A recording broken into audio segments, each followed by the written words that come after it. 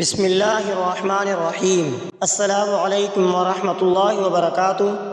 معزز سامعین اکرام، آج میں آپ کے ایک ایسا وظیفہ لے کر حاضر ہوا ہوں۔ اللہ تبارک و تعالیٰ کے دو بڑے صفاتی نام ہیں جو الرحمن اور الرحیم کے نام سے مشہور ہیں۔ اللہ تبارک و تعالیٰ کے یہ صفاتی نام، اس وظیفے یعنی رحمان اور رحیم پڑھنے کے بے شمار روحانی فائدے ہیں۔ یہ اسماء الحسنی یعنی اللہ تبارک و تعالیٰ کے صفاتی نام ہیں جو اللہ تبارک و تعالیٰ کی رحمت اور محبت پر دلالت کرتے ہیں۔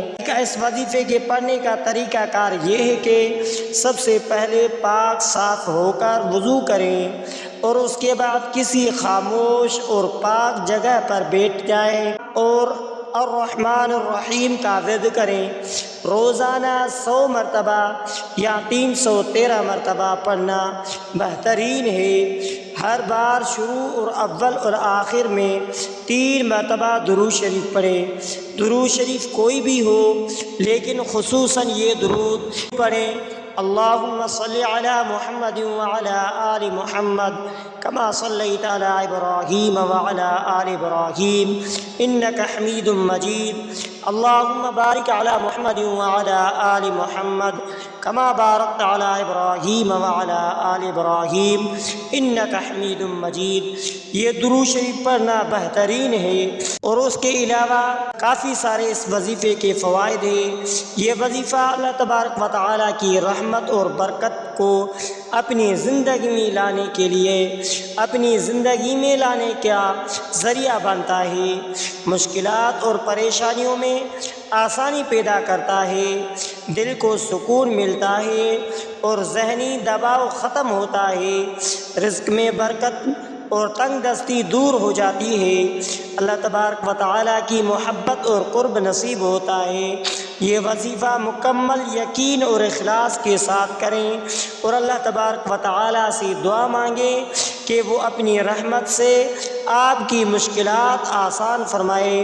یہ وظیفہ الرحمن الرحیم بابرکت بنانے کے لیے ان نکات پر بھی عمل کرنا ضروری ہے۔ نمبر 1، وقت کی پابندی۔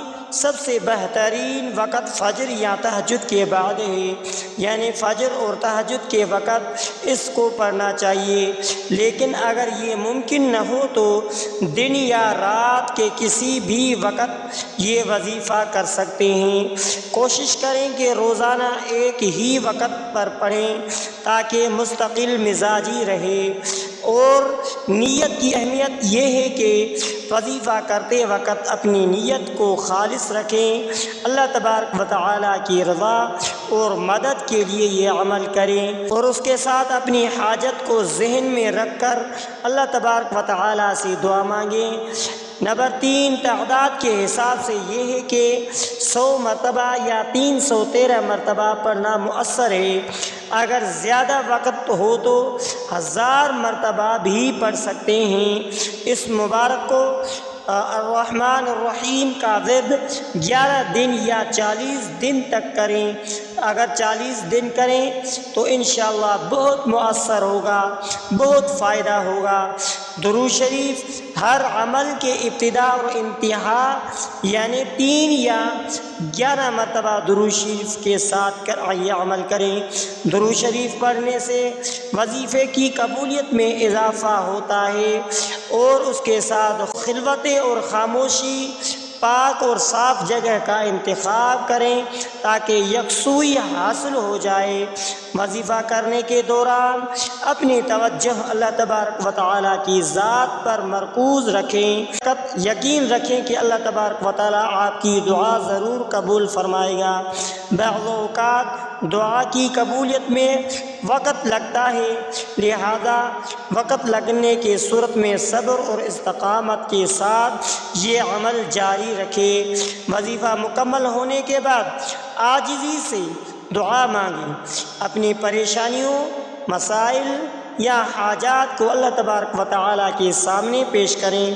دعا مانگتے وقت اللہ تبارک و تعالیٰ کی رحمت اور محبت پر بھروسہ رکھے، اس کے بعد دل کو اطمینان اور سکون نصیب ہوتا ہے، روحانی فائدہ حاصل ہوتا ہے، اللہ تبارک و تعالیٰ کی خاص رحمت کا نزول ہوتا ہے، مالی مشکلات میں کمی اور رزق میں برکت ہوتی ہے، پریشانیاں، بیماریاں اور روحانی رکاوٹیں دور ہوتی ہیں، اللہ تبارک و تعالیٰ کے قرب کا احساس ہوتا ہے اور دعا کی قبولیت آسان ہو جاتی ہے۔ یہ وظیفہ نہایت طاقتور اور بابرکت، اللہ تبارک و تعالیٰ کی ذات پر مکمل یقین اور خلوص نیت کے ساتھ اس کو کریں، انشاءاللہ آپ کو مثبت نتائج ضرور حاصل ہوں گے۔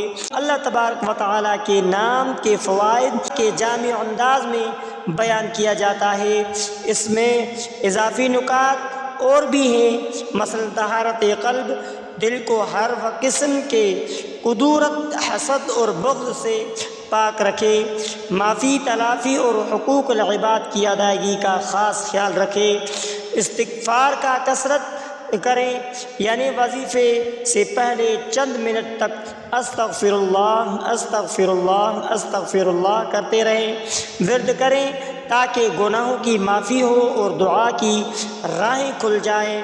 کم سے کم استغفار 1000 مرتبہ کرنا روحانی فوائد میں اضافہ کرتا ہے۔ اس کے ساتھ ساتھ حسب استطاعت صدقہ کریں، کیونکہ صدقہ دعا کی قبولیت میں بہت مدد کرتا ہے، یہ اللہ تبارک و تعالیٰ کی رحمت کو جلد متوجہ کرتا ہے۔ اور اس کے ساتھ ساتھ وظیفے کے دوران یا بعد میں سورہ الرحمن کی تلاوت کریں، کیونکہ اس میں اللہ تبارک و تعالیٰ کی رحمت اور قدرت کا بیان بھی ہے۔ اور اس کے ساتھ سورہ فاتحہ کا بھی ورد کریں، الحمدللہ رب العالمین الرحمن الرحیم مالک یوم الدین ایاک نعبد و ایاک نستعین اهدنا الصراط المستقیم صراط الذین انعمت علیہم غیر المغضوب علیہم ولا الضالین۔ اس کے ساتھ سورہ اخلاص کا بھی وظیفہ کریں، سورہ اخلاص، قل هو اللہ احد اللہ الصمد لم یلد ولم یولد ولم یکن له کفوا احد۔ دل سے دعا کریں، وظیفہ کے بعد اپنی حاجات کے لیے رقب قلب کے ساتھ دعا مانگیں، دعا میں عاجزی اور اللہ تبارک و تعالیٰ پر مکمل بھروسہ رکھیں۔ وظیفہ شروع کرنے سے پہلے کسی اہل علم سے اجازت لینا مستحب ہے۔ خواتین ایام مخصوصہ میں یہ وظیفہ زبان سے کرنے کے بجائے دل میں پڑھ سکتی ہے۔ ہر حال میں اللہ تبارک و تعالیٰ کی رضا پر راضی رہیں اور ناشکری سے بچیں۔ نتائج کے لیے اخلاص ضروری ہے، یاد رکھیں وظیفہ محض ایک ذریعہ ہے، سب کچھ اللہ تبارک و تعالیٰ کی قدرت اور مشیت سے ہوتا ہے۔ اخلاص، یقین اور صبر کے ساتھ یہ عمل کریں، انشاءاللہ تعالی اللہ تبارک و تعالیٰ کی رحمت آپ کو گھیر لے گی اور اللہ تبارک و تعالیٰ آپ کی مشکلات آسان ہو جائے گی۔ اللہ تبارک و تعالیٰ سے دعا ہے کہ اللہ تبارک و تعالیٰ آپ کو اپنی خصوصی فضل و کرم سے نوازے۔ تو معزز سامعین اکرام، اگر آپ ہمارے یوٹیوب چینل پر نئے ہیں تو آپ ہمارے اسلامک وظائف ٹی وی چینل کو سبسکرائب کر لیجئے اور بیل آئیکن کے بٹن پر کلک کریں، ہو سکے تو اس ویڈیو کو صدقہ جاریہ سمجھ کر شیئر کرنا مت بھولیے۔